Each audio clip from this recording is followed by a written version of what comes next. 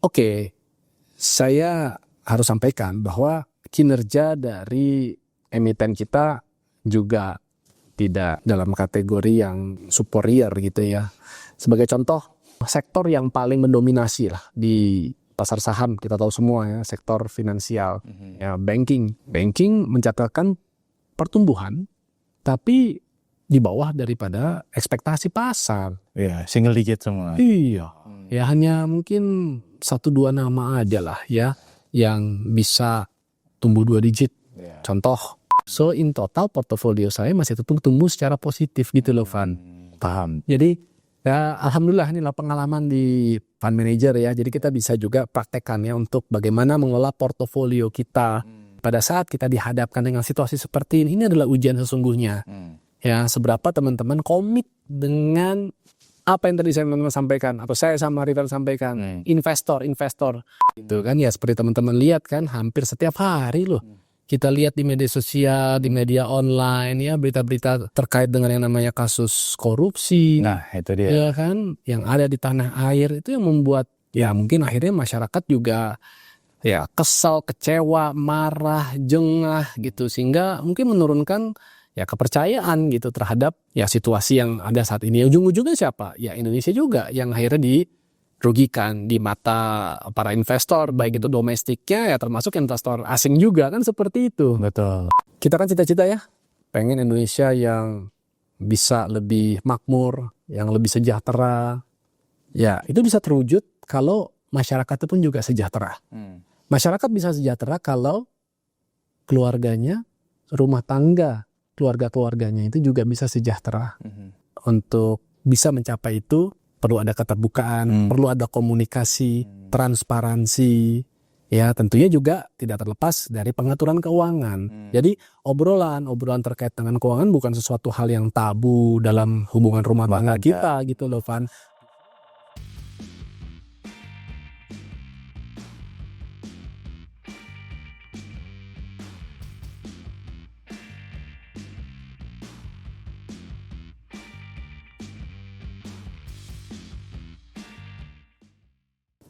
Halo semuanya, kembali lagi dalam Money Discussion with Rifan Kurniawan, dan di episode kali ini kita kedatangan tamu spesial.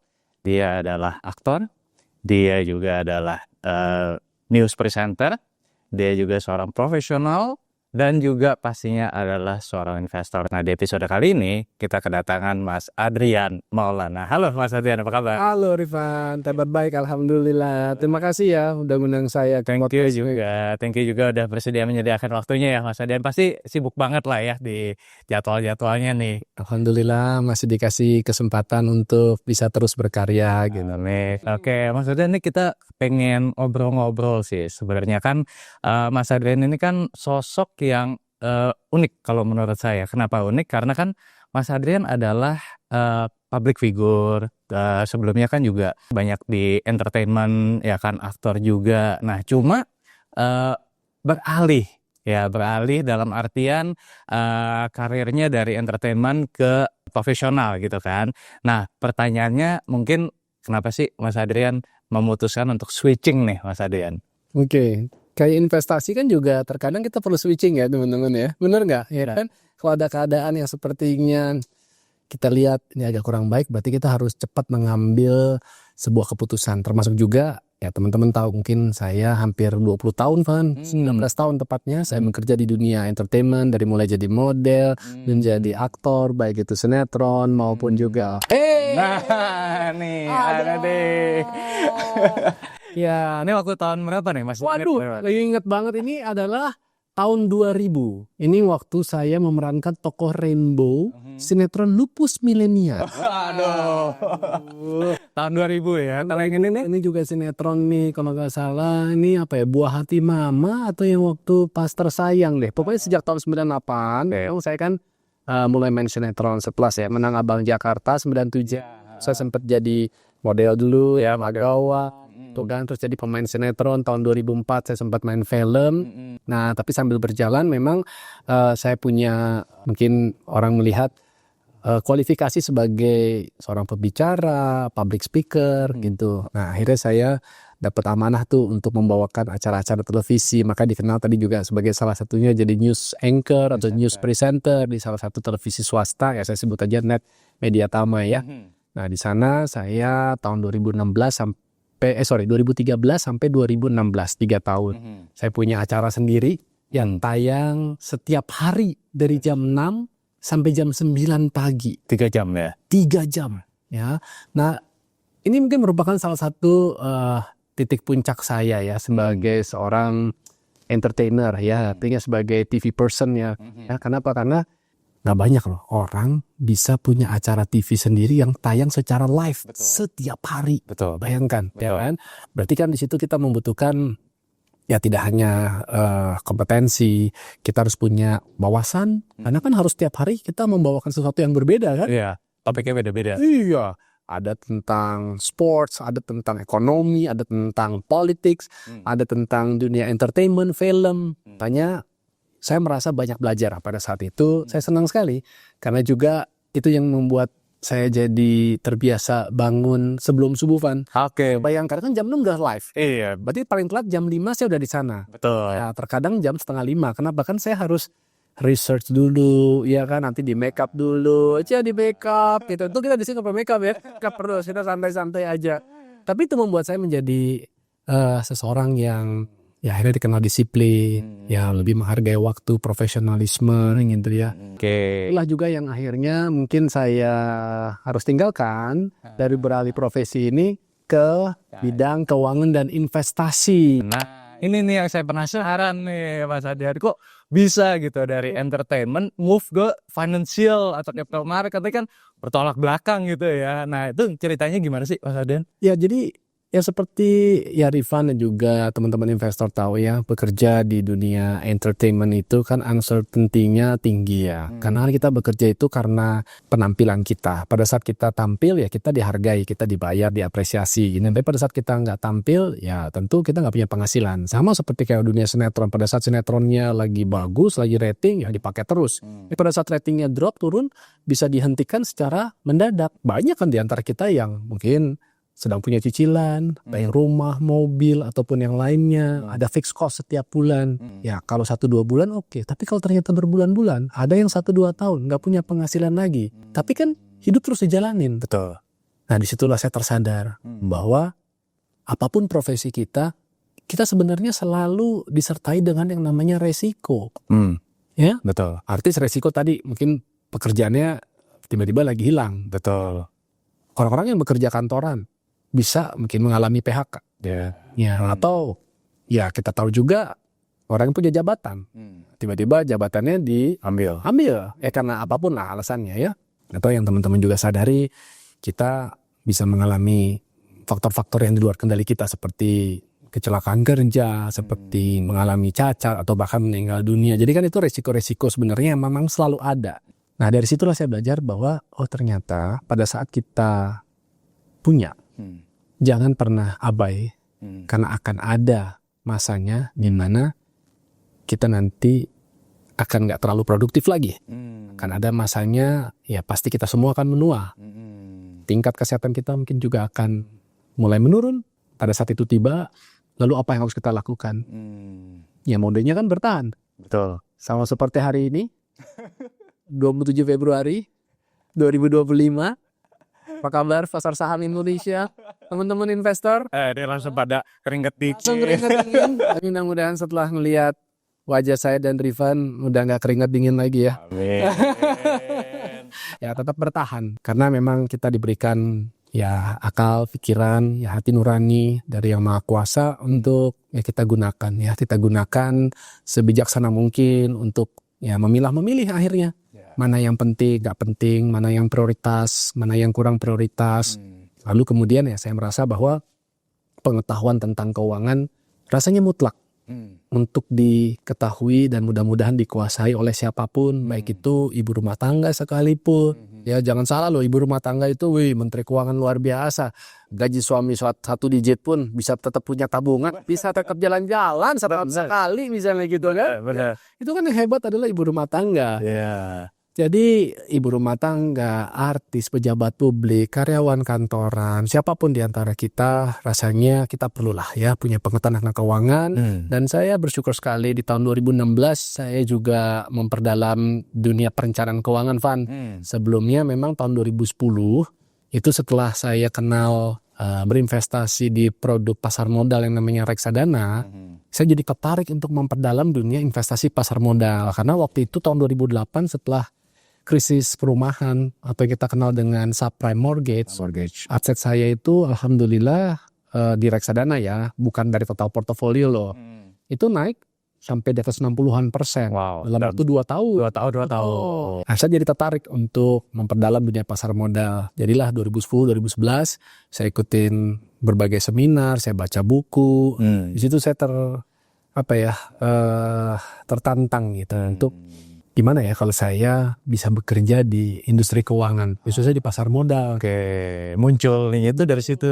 Sekaligus juga ya karena pernah melewati nih ada cobaan-cobaan dalam dunia keartisan, di mana kadang ada, kadang nggak tiada gitu kan. Ini gimana nih?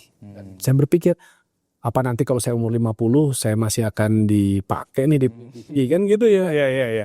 Ada kekhawatiran itu. Ada wajar gitu. Nah disitulah akhirnya saya sadar bahwa saya harus punya ada persiapan. Nah persiapannya adalah menurut saya investasi yang paling terpenting ya leher ke atas.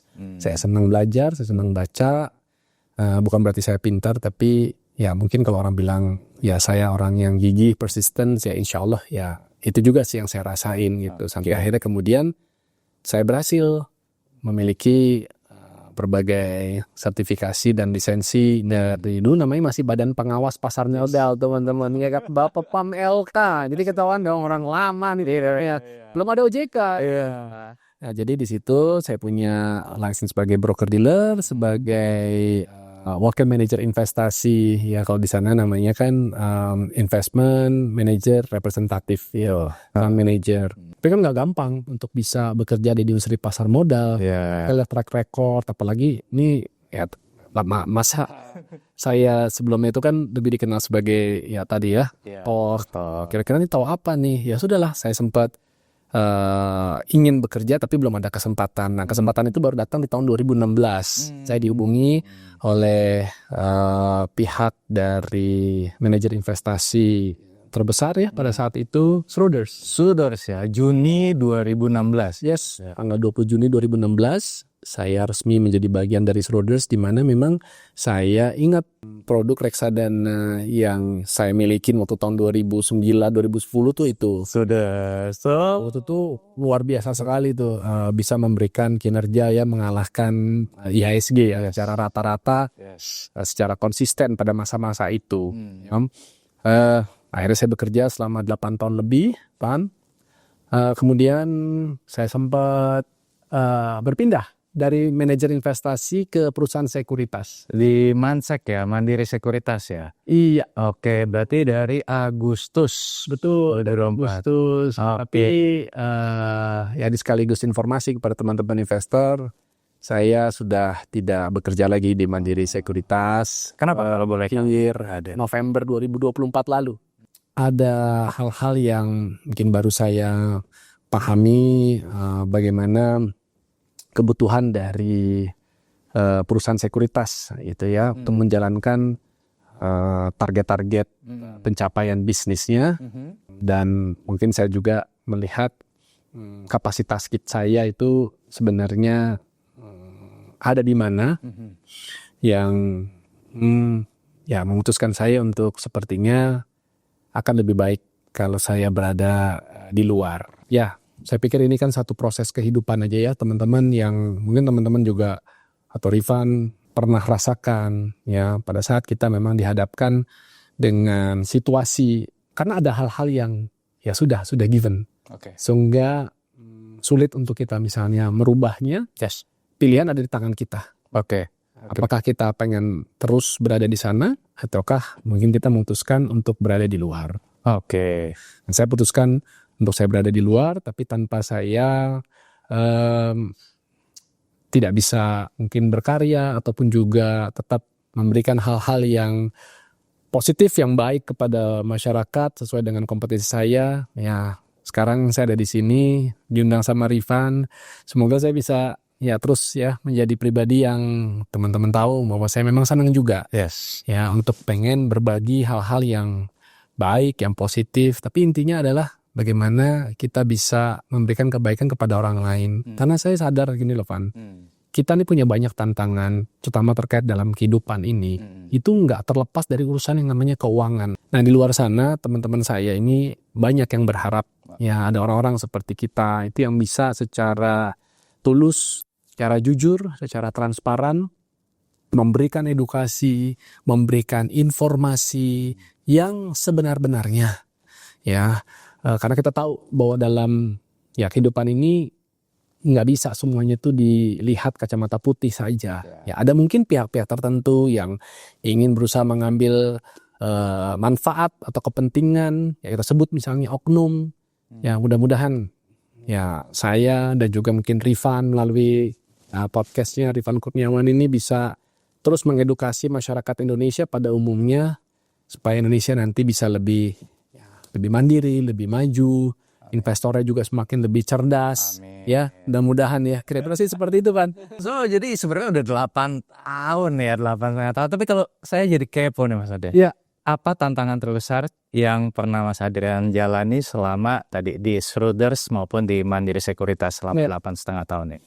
Oke, tantangan ya banyak sih sebenarnya. Jadi kayak suka dan dukanya gitu ya. Sukanya dulu ya, boleh ya. Sukanya ya jelas saya pikir pertama saya punya banyak teman ya. Networking itu luar biasa sekali. Saya jadi bisa kenal direksi-direksi dari berbagai perusahaan sekuritas, manajer investasi, perbankan, asuransi, dana pensiun, yayasan, itu luar biasa sekali ya. Kedua adalah ya penghasilan di industri pasar modal juga sangat menarik ya. Ya, berinvestasi di pasar modal juga tentunya menarik ya teman-teman. Ya, tapi kalau bicara hari ini ya ngeri-ngeri sedap tuh ya teman-teman. Nggak ada sedapnya sih sepertinya gitu. Kalau kita bicara hari ini doang. Kayaknya hidup kita nggak cuma hari ini teman-teman. Kemarin udah pernah dapat kebaikan, sekarang ada tantangan. Insya Allah nanti ada kebaikan lagi. Amin. Dukanya adalah ya mungkin pada saat ya kita menghadapi situasi-situasi yang ya seperti saat ini kita sedang alamin, misalnya kalau di pasar saham ya market drop ya di luar dari nalar kita, di luar dari kita pikir ini kayaknya udah rendah banget, udah murah banget, turun lagi dan turun lagi gitu sampai kita nggak tahu bottomnya itu akan ada di mana gitu ya. Sedangkan di satu sisi kita masih harus terus jualan kan. Betul. Karena kita bayar perusahaan untuk mencari omset, mencari revenue, ya kan, mencari daily transaction, ya kan. Tentu itu menjadi satu tantangan, ya kan. Nah, pada saat tantangan itu datang, tapi adalah tetap untuk memberikan kebermanfaatan dan kebaikan, khususnya adalah buat nasabah, insya Allah itu akan saya lakukan. Tapi sebaliknya, apabila tantangan itu ya diberikan tapi hanya semata-mata untuk mengambil keuntungan secara sepihak, yang sebaliknya akan bisa menyerumuskan pihak lain dalam hal ini nasabah, maka saya tidak akan lakukan. Ya, tapi kembali lagi, apapun situasi yang sedang ya dijalanin, termasuk mungkin teman-teman juga, hidup ini selalu punya pilihan. Ya. Tapi pada saat saya diberikan pilihan, saya pasti akan selalu memilih yang terbaik dan yang mengedepankan kebenaran. Karena bagi saya, reputasi yang Tuhan titipkan kepada saya itu jauh lebih besar.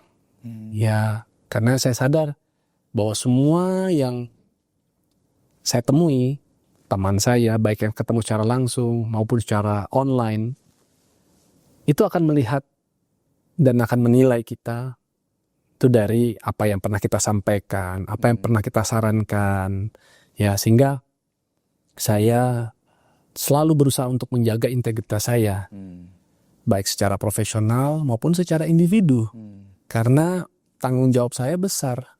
tanggung jawab sebagai seorang profesional, tanggung jawab sebagai seorang advisor, tanggung jawab juga sebagai hamba Tuhan, hamba Allah, seperti itu. Karena semua apa yang saya lakukan ini pasti akan diminta pertanggungjawaban teman-teman, gitu.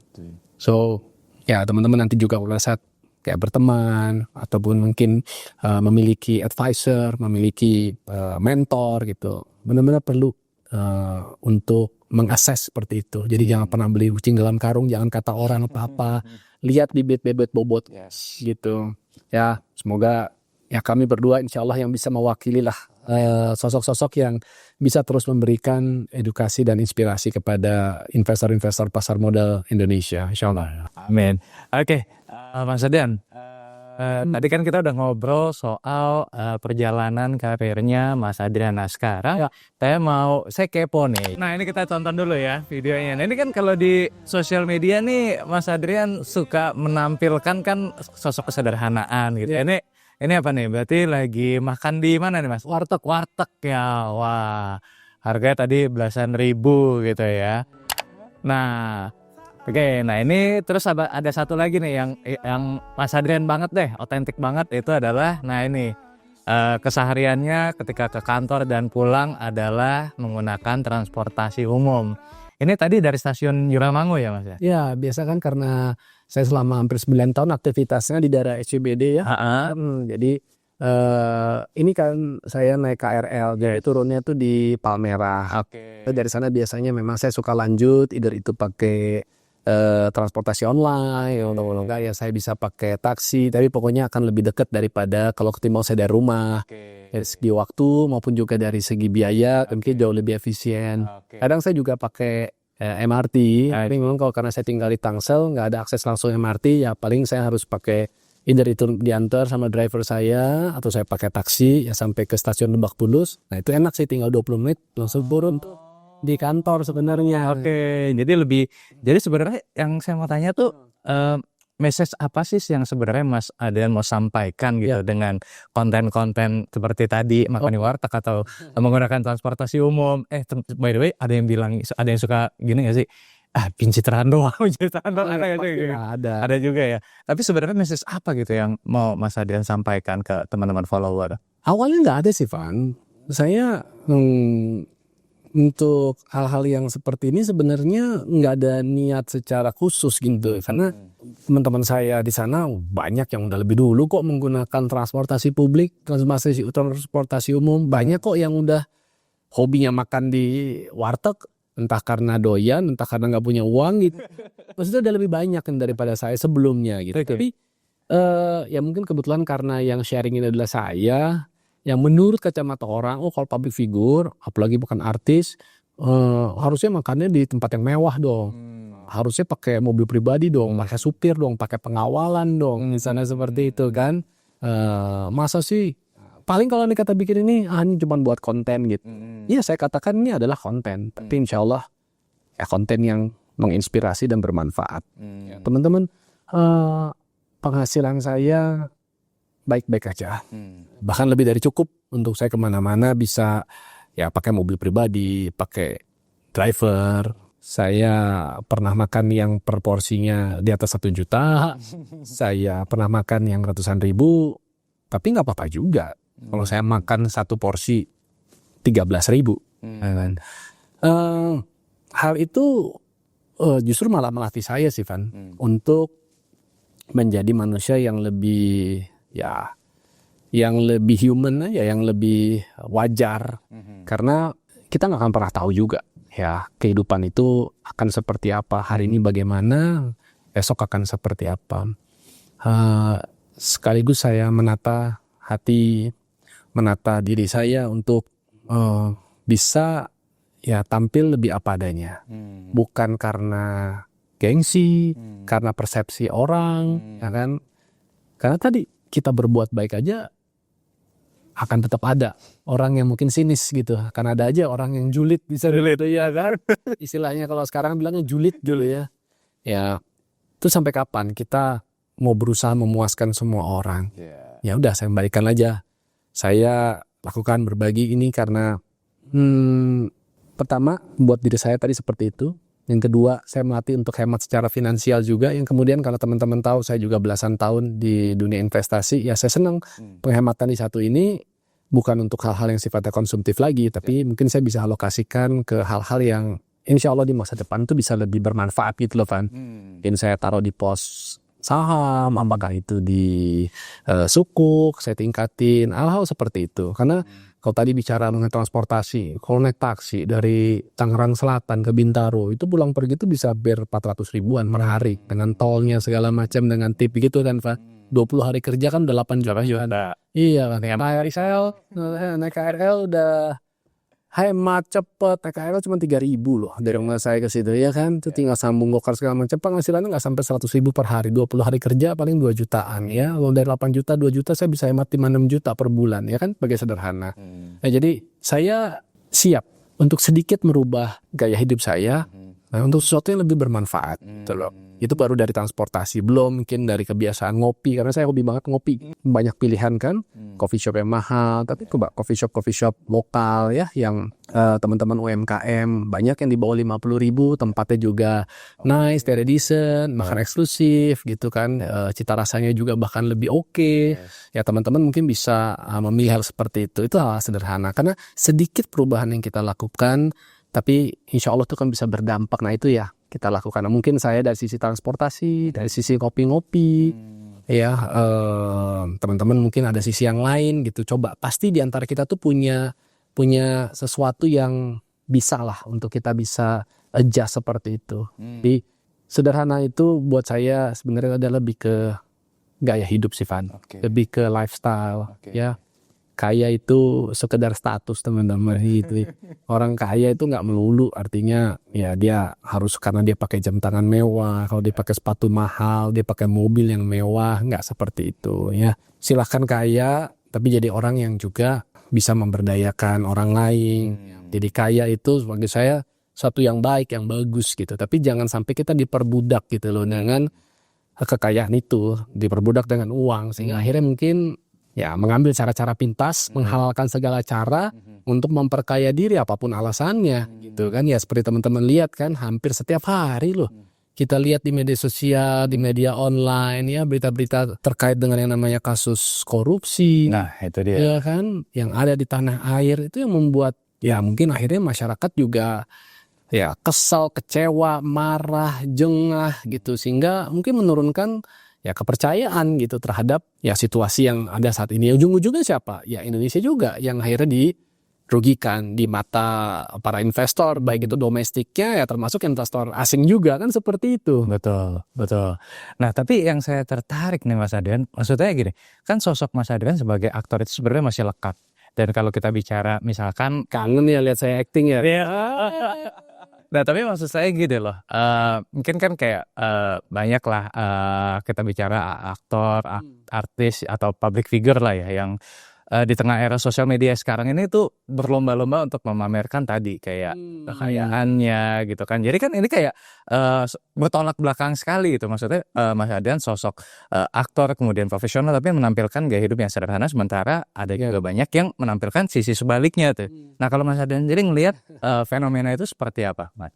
Iya, kembali lagi ya, kita selalu dihadapkan pada pilihan ya baik dan buruk.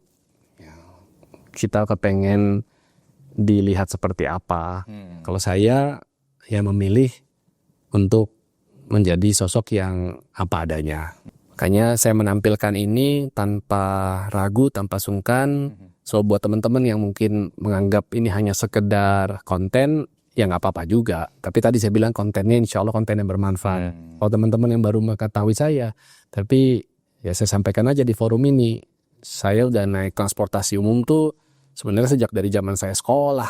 Toh hidup ini kita yang jalanin kok. Betul. Ya, jadi silakan aja teman-teman yang ingin menampilkan hal-hal yang tadi sifatnya hedonis, yang seperti itu. Tapi ingat bahwa setiap tindak tanduk perkataan termasuk perbuatan kita pasti itu akan ada dampaknya. Ya dampak misalnya yang sifatnya duniawi ya teman-teman, ya mungkin ya teman-teman akhirnya kan dia akan dicap sebagai orang, katakanlah sebagai orang kaya, ya katakanlah sebagai orang yang dianggap mampu, ya siap nggak untuk kemudian tadi dapat bisa dibilang pamer, ria, atau misalnya ada pihak yang wah saudara gue ternyata kaya ya, wah ini mesti gue pinjam duit sama dia nih. Hari-hari mungkin dapat SMS, WA dari keluarga, kerabat, temen, atau lembaga-lembaga apa seperti itu, karena dia tahu kita ibaratnya sedang berkecukupan atau bahkan sangat berlebihan gitu kan. Atau yang ketiga gitu, mungkin jangan-jangan jadi target inceran pajak seperti itu. Ya kembali lagi, kalau siap dengan segala macam resikonya ya silahkan. Tapi yang terakhir ya mungkin sekedar mengingatkan, ya pastikan apabila kita ingin tampil seperti itu, ya teman-teman ya benar-benar atas sesuatu yang memang benar-benar kita miliki sendiri. Betul. Bukan hanya karena sekedar flexing punya orang, terus kemudian apalagi karena utang. Ya, utang sana, utang sini, udah bukan dari perbankan multifinance lagi, tapi mungkin udah sampai jatuh ke pinjol, pinjolnya juga bukan 1-2, dari 1-2 udah sampai bergulung-gulung, gali lubang, tutup lubang, yang akhirnya nanti bisa menjerumuskan kita ya dalam permasalahan keuangan yang bisa merembet ke hal-hal yang jauh lebih pelik lagi. Nanti hubungan kita dalam bermasyarakat, hubungan kita dengan pasangan hidup kita, dengan orang tua kita, atau enggak yang lagi bekerja, akhirnya punya problem di kantor, ya kan, kerjanya jadi nggak produktif gitu karena ya hal-hal seperti itu. Ya saya pikir Indonesia butuhlah sosok atau inspirasi yang juga bisa membuat masyarakat ini tetap bangga kok dengan dirinya dia sendiri. Jadi izinkan saya untuk membersamai teman-teman ya dengan aktivitas keseharian saya yang kadang suka saya bagikan itu di media sosial saya. Very inspiring. Nah kayaknya nggak lengkap nih kalau misalkan nggak nanyain tentang Mas Hadrian tentang pasar saham, karena kan kalau penonton di channel YouTube Ivan Kurnia ini kan rata-rata memang investor pasar saham nih, Mas Hadrian. Ya. Nah pada kita podcast ini kan sekarang IHSG 6.500, 6.600, ya kan, mungkin year to date udah turun sekitar -9, -10% gitu kan. Kalau dari kacamata Mas Hadrian sendiri sebenarnya apa yang membuat IHSG sekarang ini jatuh, dan mungkin ada outlook ke depan seperti apa, Mas Hadrian? Oke, bismillah. Izin disclaimer dari saya, bukan berarti saya paling pintar ya teman-teman, Rifan, bukan berarti saya yang paling jago.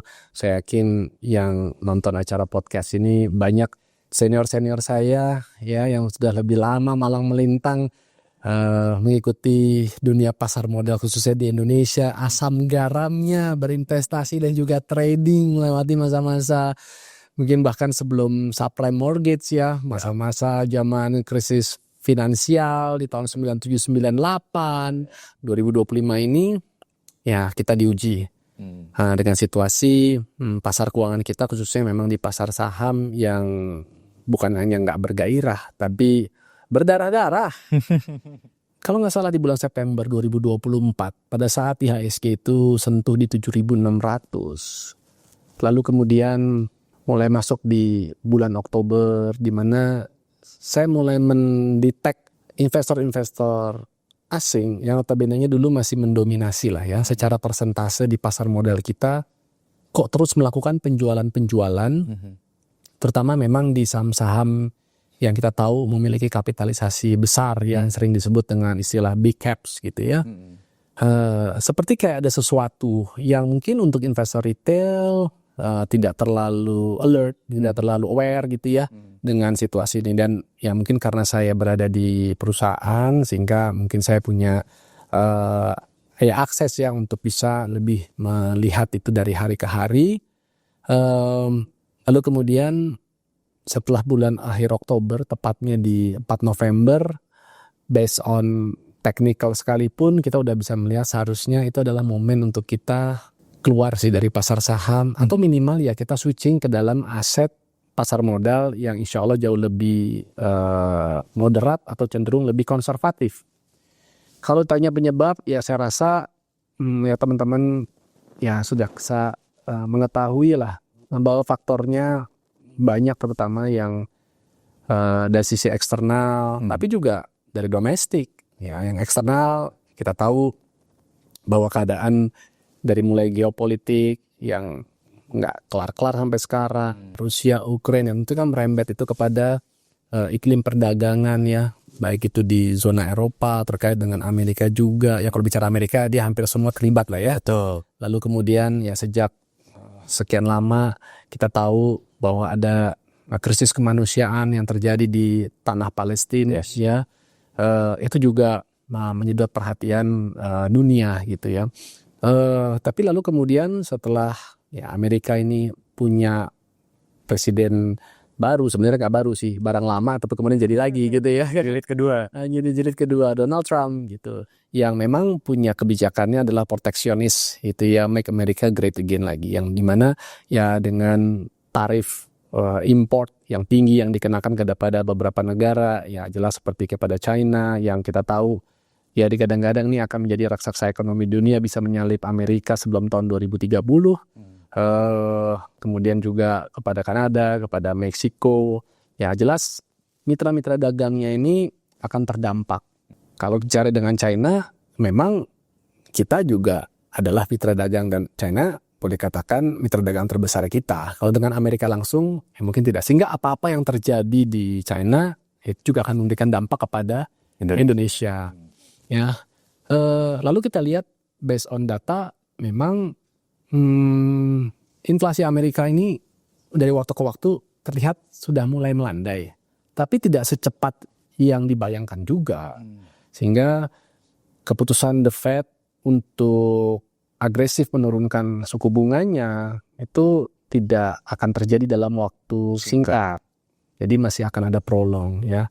Sehingga makanya wajar US dollar itu masih relatif kuat dibandingkan mata uang negara lain yang diperdagangkan, termasuk terhadap rupiah kita. Maka lihat aja rupiah kita masih di 16.000 lebih gitu ya.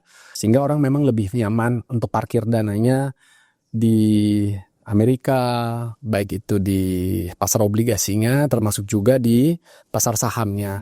Walaupun mungkin belakangan ini yang mungkin teman-teman ngikutin terjadi ada koreksi-koreksi singkat, tapi kemudian kemarin rebound lagi ya seperti itu.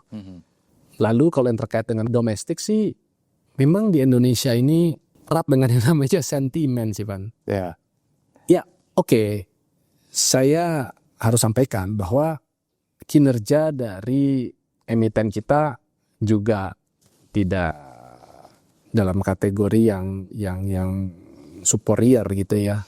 Sebagai contoh, sektor yang paling mendominasi lah di pasar saham kita tahu semua ya, sektor finansial, ya banking, ya banking mencatatkan pertumbuhan, tapi di bawah daripada ekspektasi pasar. Ya, single digit semua. Iya, ya hanya mungkin 1-2 nama aja lah ya yang bisa tumbuh 2 digit.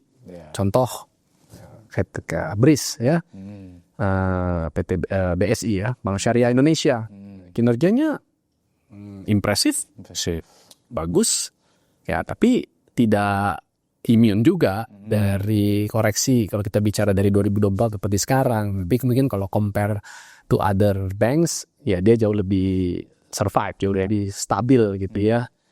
Jadi meski tadi ada pertumbuhan, tapi pada saat market itu memang nggak nyaman lagi berinvestasi di kita, ya sudah, gitu. Kita nggak akan bisa untuk menahan derasnya laju capital outflow dari market ya. Tambah lagi juga ya seperti teman-teman investor ikutin kan bahwa dinamika di dalam negeri juga terus menjadi sorotan. Tanggal 24 Februari kemarin Indonesia punya sebuah badan pengelola investasi ya, Danantara Daya Anagata Nusantara ya. Sebuah badan pengelola investasi atau sovereign wealth fund yang sebenarnya gagasannya sudah lama, tapi ya kita baru wujudkan saat ini di pemerintahan Presiden Prabowo Subianto ya.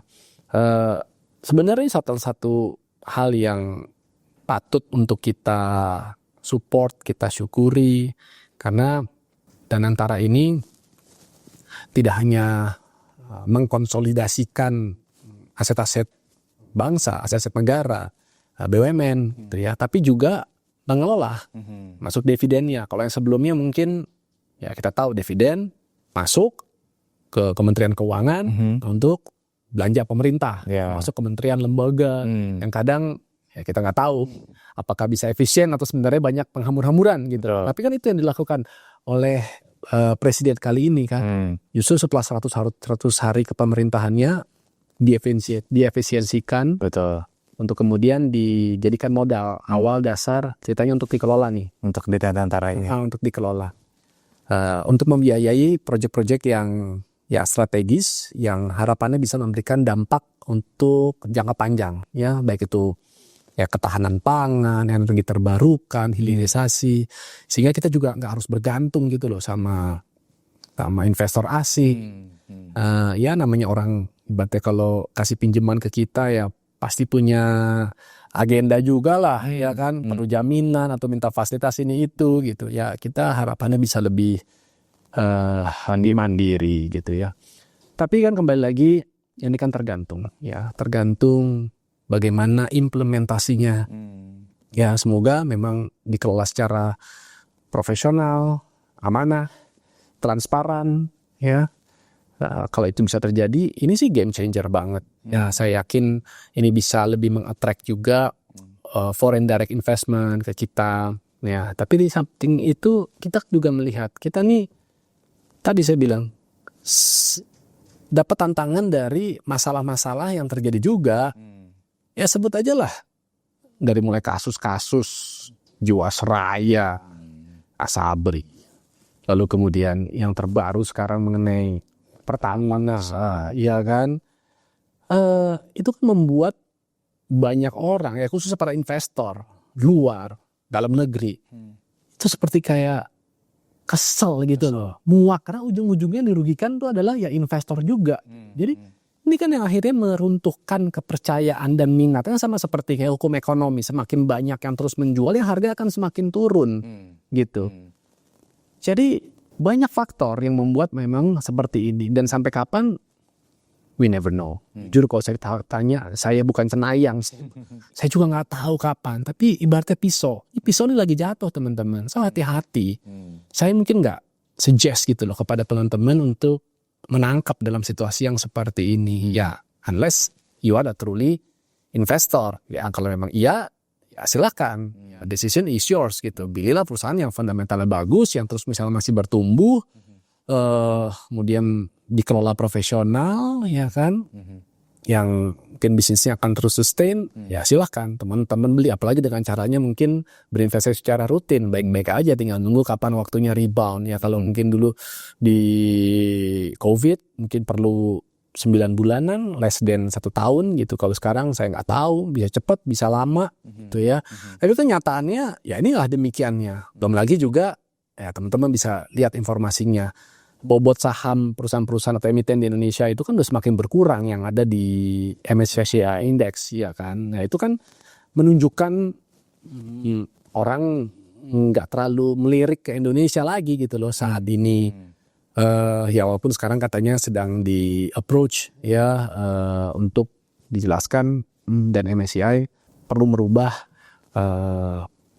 parameter untuk dalam penghitungan bobot-bobot saham termasuk juga di Indonesia.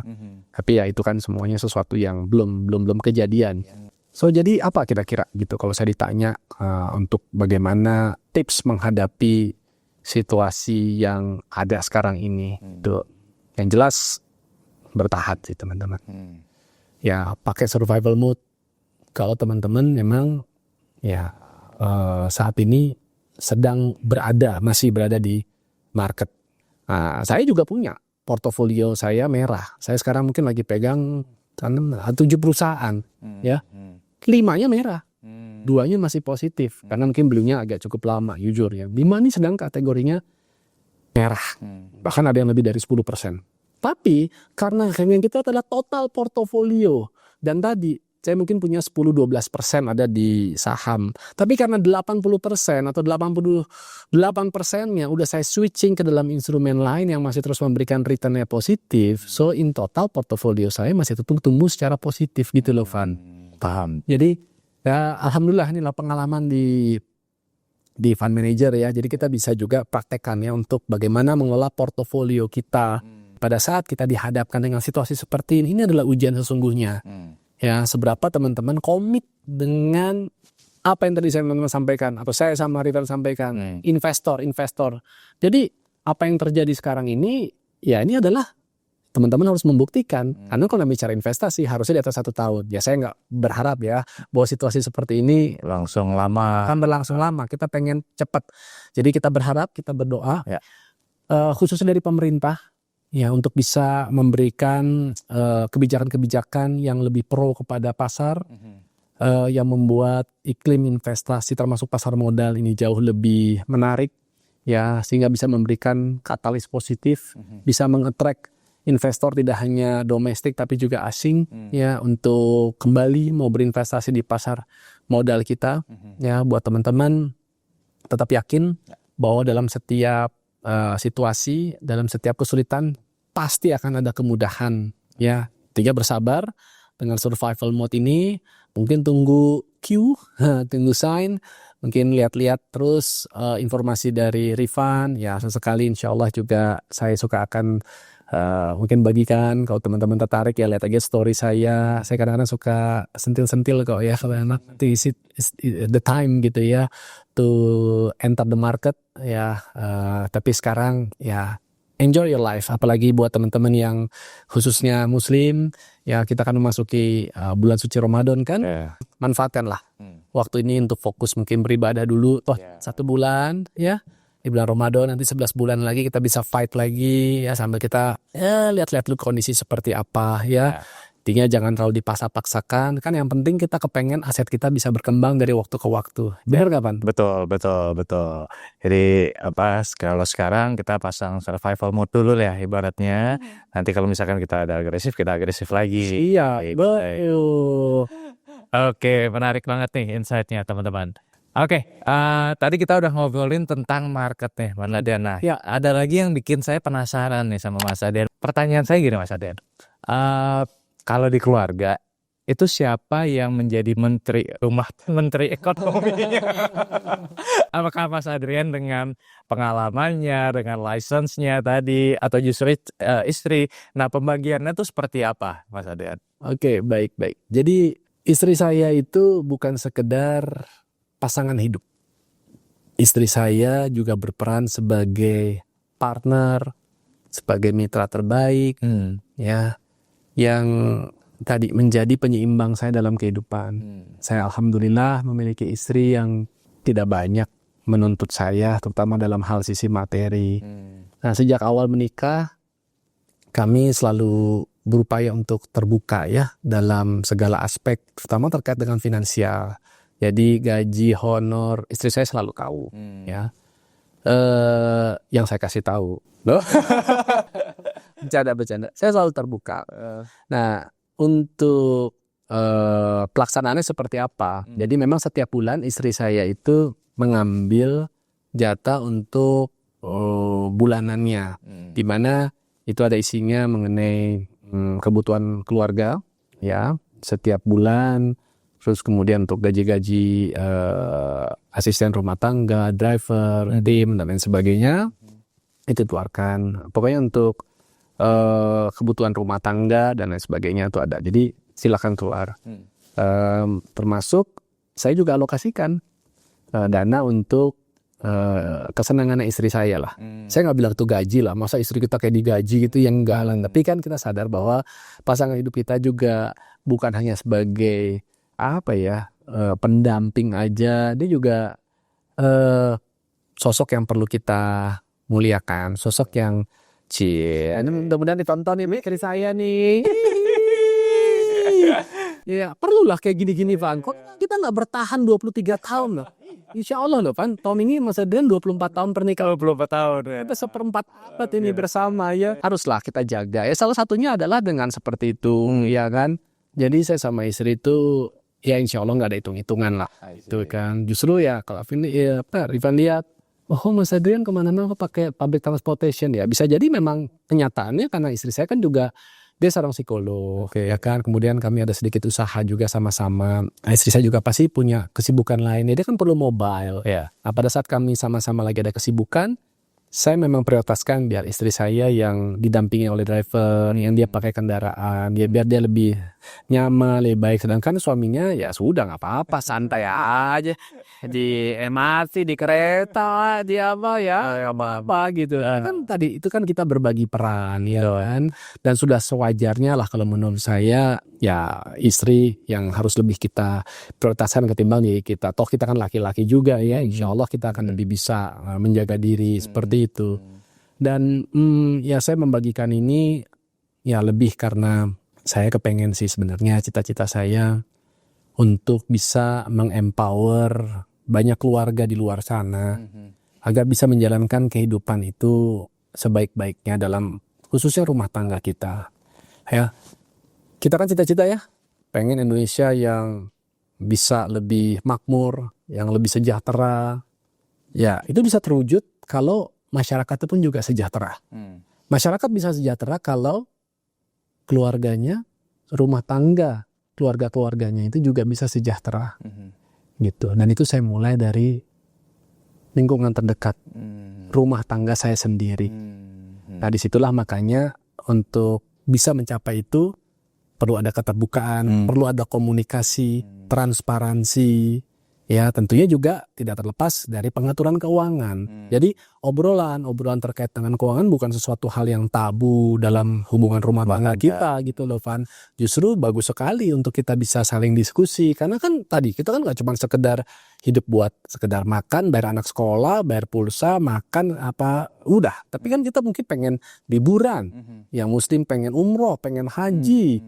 Ya, mungkin pengen ganti kendaraan 5 tahun sekali atau bahkan belum punya rumah, pengen punya rumah. Itu kan sesuatu yang artinya perlu didiskusikan karena ada kondisi di mana ada pasangan yang kayak saya alhamdulillah mungkin sebagai pencari nafkah aja gitu. Tapi ada yang memang nggak seperti itu, harus suami dan istri harus bekerja. Kan tantangan kehidupan sekarang segitu beratnya, bahkan suami dan istri aja udah bekerja, jangan-jangan penghasilannya pun masih rasanya berat untuk mencukupi kebutuhan mereka. Berarti kan harus diskusi lagi. Oh, berarti mungkin kita perlu mengencangkan ikat pinggang. Tapi kayak udah kenceng banget sampai udah menjret, ini udah paling lubang yang udah paling kecil gitu. Ya kan? Ini masih gak itu juga gini. Ya kan bukan berarti suaminya yang dipecut terus gitu. Kamu cari gaji yang lebih tinggi dong. Kamu cari kerjaan yang lebih ini dong. Kalau perlu pagi pulang pagi gitu kan. Ya kan cetar gitu. Ya enggak, ya mungkin kita diskusi gimana nih saya begitu ya kan, coba mungkin kamu kayaknya kerja lagi deh gitu kayak, atau kita bisa ya suaminya mencari pekerjaan tambahan di luar waktu kerja ya selama itu tidak mengganggu profesionalismenya dia ya kan, itu perlu ada komunikasi gitu ya. Intinya kalau saya pikir ya rumah tangga itu penuh dinamika dan saya memilih memang untuk melibatkan istri saya dalam setiap aspek terkait pengelolaan keuangan. Meskipun istri saya adalah seorang lulusan psikologi, saya pun juga lulusan teknik mesin, kita dipersatukan dengan urusan keuangan. Semua pasti begitu ya, kan. Tapi bicara keuangan bukan cuma istri loh. Ini si kakak udah punya reksadana. Oke. Oh, udah usia berapa sekarang? Oh, kalau kakak alhamdulillah sekarang 22. Tahun Desember ini dia 23 tahun. Jadi setahun ini dia udah kerja. Terus saya juga support untuk dia udah punya bisnis sendiri ya. Udah 2-3 tahun terakhir. Dia kan hobinya berkuda. Nah, dia seneng untuk jualan produk-produk terkait hobi olahraga berkudanya. Nah, jadi bisa udah menghasilkan. Jadi ya pelan-pelan saya ajarkan bagaimana ya mungkin dalam berhemat. Saya bikin kepercayaan kasih uang jajan dari mulai mungkin ya beberapa dulu, dari mulai tadinya harian mungkin saya kasih mingguan, apa dia habis aja, apa jangan-jangan habis baru 2 hari atau sehari. Gak apa-apa, kita kasih kepercayaan ya untuk pengelolaan, nanti kita kasih nasihat-nasihatnya gitu kan. Nah, kakak mulai dari reksadana, kalau istri saya udah Masya Allah. Makanya saya suka ngajak istri tuh ke ya kayak seminar, workshop barengan, gak apa-apa gitu. Saya pikir untuk supaya kita punya mindset yang sama. iya harapannya seperti Right. itu, ya kan? Jangan suaminya misalnya investor, istrinya terus nanti suaminya dimaki-maki, nih gimana sih kamu taruh duit kita di sana lagi minus sampai sekian boleh persen, wah ribut gitu ya kan? Iya, iya. "Ah, udah deh aku nggak percaya lagi sama kamu ngaco lo." Wah udah panjang ke lebar nggak enak, rumah tangga terganggu ya kan? Jadi kita ngomong aja apa adanya. Jadi alhamdulillah sih, ya itu sih work sih di dalam kehidupan rumah tangga saya. Kalau bisa sesuai juga ya silahkan buat teman-teman mungkin ambil yang baik-baiknya. Seperti itu teman. Oke, ini dinamikanya pasti ini banget nih ya, buat ngajarin anak untuk keuangan gitu ya, investasi ya. Ada lagi, nah ini yang saya pengen tanya nih Mas Adrian, ini kan ini pada golf ya, Mas Adrian kan hobi golf ya. Nah ini kan sebenarnya agak sedikit kontradiktif, tadi kan kalau misalkan transportasi dihemat-hemat, makan juga dihemat gitu kan, tapi kan kalau olahraga ini kan golf kan kebetulan aku juga suka Mas gitu. Ya, oh iya. Gitu kan, ya kita tahu mungkin ini salah satu sport yang mahal lah ya, Yes. apalagi kalau misalkan ini lagi turun lapangan ya. Iya, iya. Nah, ini kan turun lapangan kan bisa berapa juta gitu kan. Benar. Itu gimana tuh Mas? Itu kan agak bertolak belakang sebenarnya. Iya, makanya saya makan warteg biar bisa olahraga golf gitu. Makanya Sony Cairo bisa olahraga golf. Ya kan. Jadi saya sebenarnya kenal golf itu kan belum lama.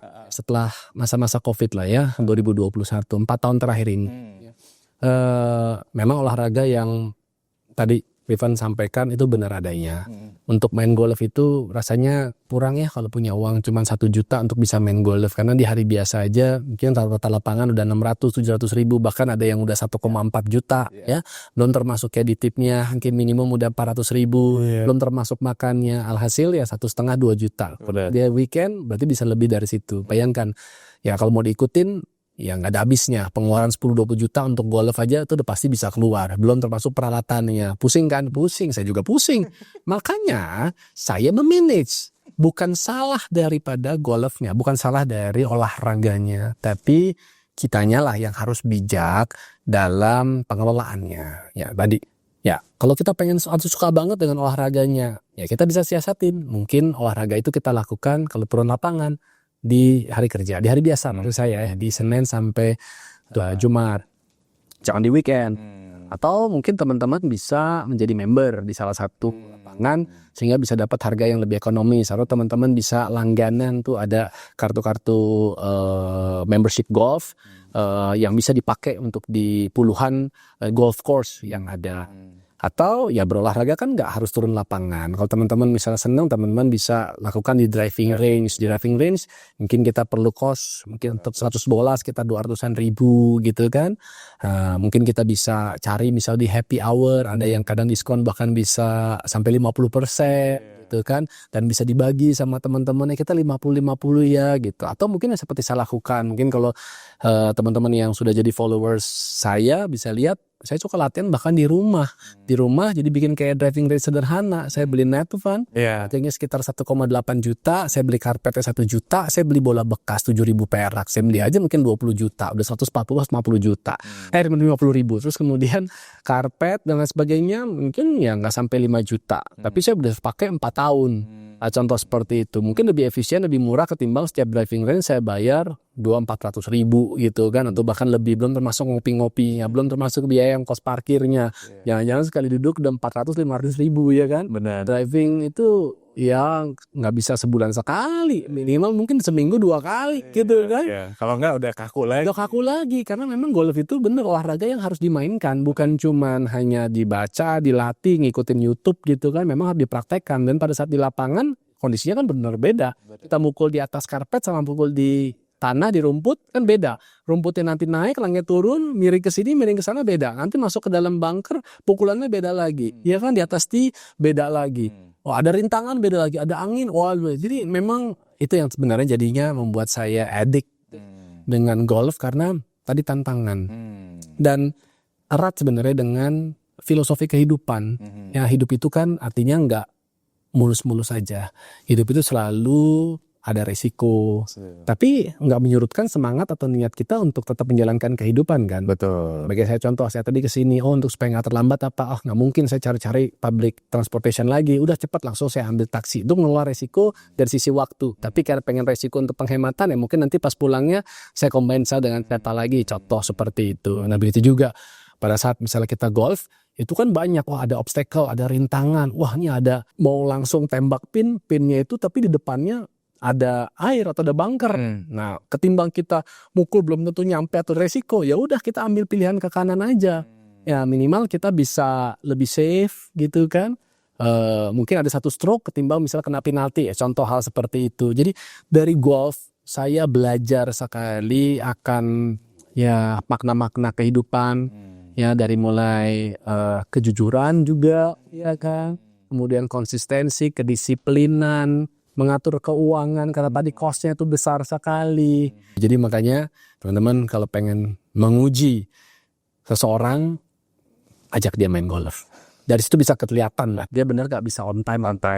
Ya kan. Terus kedua pada saat lagi main di lapangan, ya kan, dia beneran jujur gak bilangnya 4 stroke, padahal sebenarnya udah 6 kali pukul misalnya, gua 4 gitu, par gitu. Padahal mestinya dia udah bukan bogey, udah double bogey atau bahkan triple gitu, par-paran aja gitu. Nggak apa-apa. Nah dari situ kita bisa lihat ya, dan juga tentunya mengenai perencanaan keuangan. Bagaimana pada saat kita dihadapkan dengan sebuah keinginan, sebuah hasrat, sebuah hobi yang misalnya notabene mahal, ternyata kalau kita tahu bagaimana cara mengelolanya, ya. Itu olahraga yang tetap bisa dijalankan, termasuk mungkin oleh ya semua teman-teman yang mungkin berpikir ini olahraga yang terlalu borjuis gitu kan. Enggak lah gitu. Lapangan juga sedikit informasi, banyak kok lapangan tuh ada banyak kategorinya.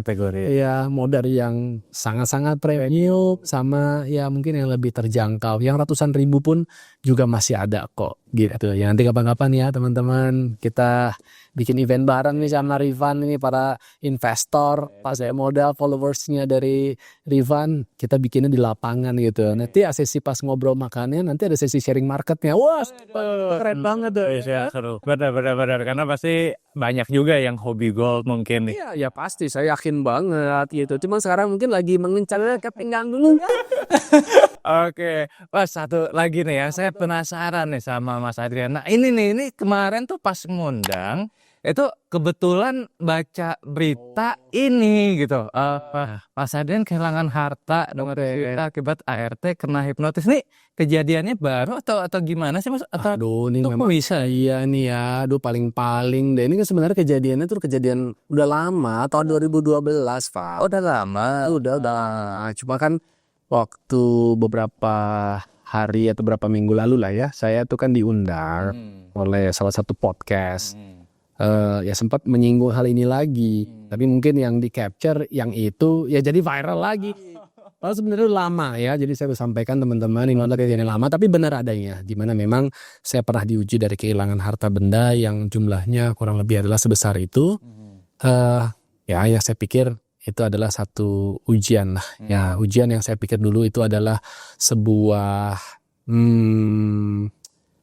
teguran dari Allah kepada saya, tapi kemudian saya merasa bahwa itu adalah sebuah anugerah, sebuah berkah untuk bagaimana saya bisa menata kehidupan saya jauh lebih baik daripada yang sebelumnya. Mungkin saya nggak memperhatikan asal atau sumber penghasilan saya dari hal yang halal atau hal yang sebenarnya justru malah banyak yang nggak dibenarkan.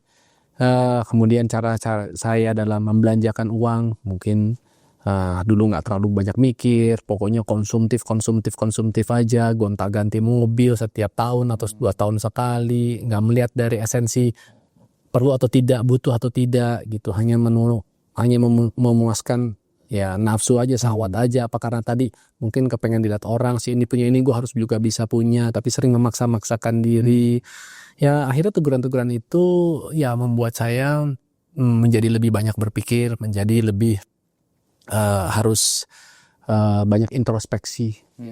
Ya alhamdulillah sekarang saya baru merasakan kebaikannya ya.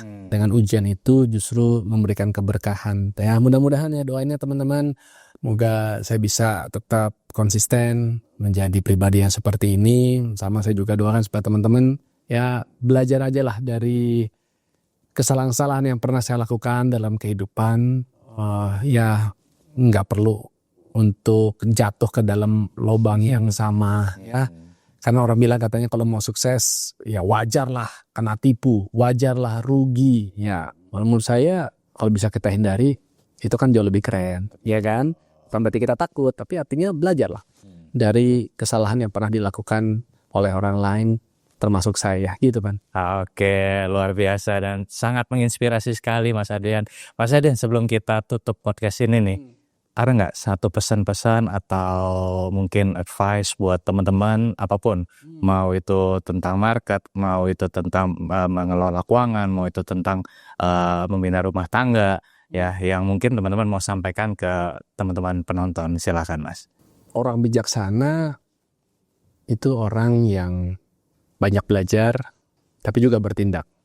Karena kalau kita hanya banyak belajar, tapi kemudian nggak menyentuh tindakan apa-apa, ya sebenarnya hidup kita nggak kemana-mana. Sebaliknya, kalau kita nggak meluangkan waktu untuk belajar, tapi langsung aja mengambil tindakan, bisa jadi tindakan kita sembrono akibat ya ikut-ikutan karena nggak paham. Saya yakin kesempatan kali ini kita sudah cukup banyak ya dapatkan informasi, dapatkan inspirasi, sama-sama saling belajar. Sekarang tinggal berpulang kepada teman-teman investor semua, mau menjadikan pembelajaran ini sebagai sebuah perubahan atau tidak dalam kehidupan kita.